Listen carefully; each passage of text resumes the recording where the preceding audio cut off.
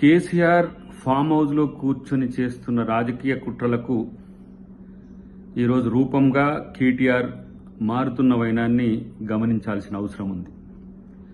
పూర్తి చంద్రముఖిగా మారిన చంద్రశేఖరరావు తన కొడుకును అస్త్రంగా ఈరోజు తెర మీదికి తీసుకొచ్చి రెండు టాస్కులు, ఒకటి పొలిటికల్గా ప్రభుత్వాన్ని ఏ విధంగా బదనాం చేయాలి, రెండవది తన కొడుకుని ఎట్లా ఛాంపియన్గా తయారు చేసుకోవాలి.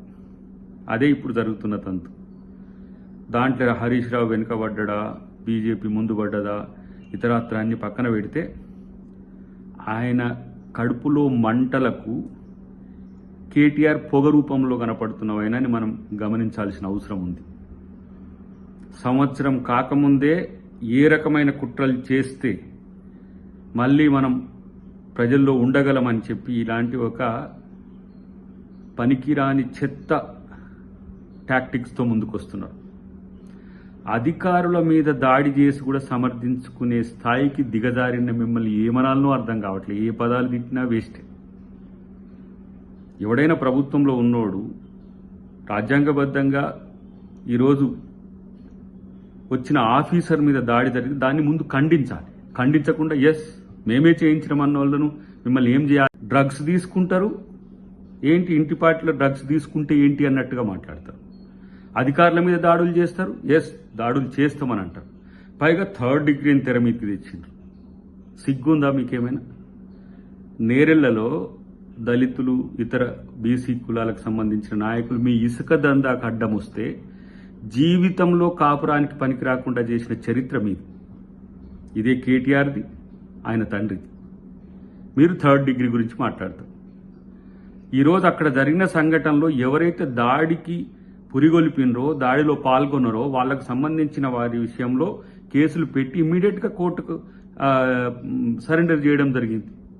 దానికి థర్డ్ డిగ్రీ అని చెప్పి ఈయన పోయి పరామర్శించి వచ్చినట్టు చెప్పి బయట ఏదో ప్యానిక్ సీన్కి క్రియేట్ చేయాలని ఒక కుట్ర కోణం దీంట్లో దాగి ఉన్నది.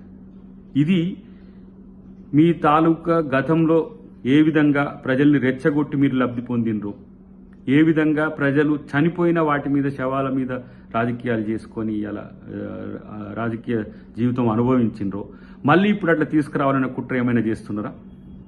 ఈ తెలంగాణ ప్రజలు క్షమిస్తారా? కేసీఆర్ ఇంట్లో వండుకుంటే ఏదో కామ్గా ఇంట్లోనే పండుకుంటాడని ఎవడు అనుకోడు.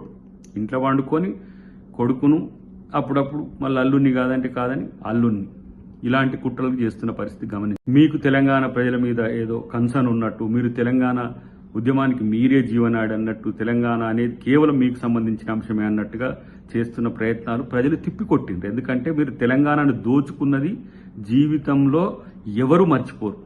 ఇప్పుడు బతుకున్న వాళ్ళు తెలంగాణ వ్యవస్థల విధ్వంసం పక్కన పెడదాం, అసలు మీరు తెలంగాణ పేరు మీద రాజకీయాల్లో మీరు సంపాదించుకున్న దానితోనే ఇలా మళ్ళీ ఊరేగుతున్నారు. అదే కొంతమంది ఎవరో మిత్రులను పెట్టుకొని మీడియాలో, అదే కొంతమంది ఏదో సోషల్ మీడియా మిత్రులను పెట్టుకొని ఊరేగుతున్నారు తప్పితే మీ వైపు ప్రజలే లేరు. ప్రజలు లేకుంటేనే మీ నాయకులను రౌడీలుగా మారుస్తున్నారు మీరు. ఇదా రాజకీయ సంస్కృతి?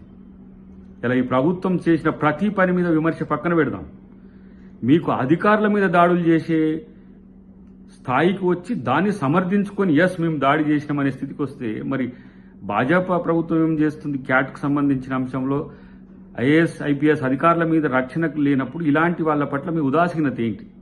మీరు కూడా ఇలా బీఆర్ఎస్ కార్యాచరణతో కలిసిపోయినరా? వాళ్ళు మాట్లాడే భాష మీరు మాట్లాడుతున్నారా? ఆలోచించుకోండి. డెఫినెట్గా ఇది కాంగ్రెస్ ప్రభుత్వం సమర్థవంతంగా ఎదుర్కోగలుగుతుంది. రేవంత్ రెడ్డి గారి చుట్టూ జరుగుతున్న సంఘటనలన్నీ కూడా తెలంగాణ ప్రజలు కూడా గమనిస్తున్నారు. తస్మాత్ జాగ్రత్త, ఇది మంచి సాంప్రదాయం కాదు. ఇలాంటి పరిస్థితి వస్తే తెలంగాణ ప్రజలు డెఫినెట్గా తిరగబడతారు. అది ఆలోచించుకోండి. ప్రజలకు ఆక్రోశం వస్తే దాడులు చేస్తారు, ఎవరి మీదనైనా కోపం వస్తే చేస్తారు. ఇట్లా సగవలుపుతున్నాడు కేటీఆర్ అండ్ కో. ఎస్, రేపు కాంగ్రెస్ కార్యకర్తలకు కూడా కోపం వస్తుంది. మీ మీద అట్నే తిరగబడి దాడులు చేయమని చెప్పాలన్నా మేము? ఇది ఈ రాజకీయాల్ని పెంచి మీరు ఏం చేయాలనుకుంటున్నారు? దాడుల సంస్కృతిని పెంచడం ద్వారా, లా అండ్ ఆర్డర్ ఇష్యూని తేవడం ద్వారా మీకేంది కార్యకర్తలు చచ్చిపోయినా ఉద్యమకారులు చచ్చిపోయినా ఎవరు చచ్చిపోయినా మీకేం సంబంధం లేదు. ఎందుకంటే మీకు కావాల్సింది మీ అధికారం, మీ హోదా, మీ రాజకీయ అస్తిత్వం. ఇలాంటి 1 year తర్వాతనే ఇలాంటి కుట్రలకు తెరలేపుతున్నారంటే ఎవరి అండ చూసుకొని ప్రయత్నం చేస్తున్నారు నాకు అనిపిస్తున్నది.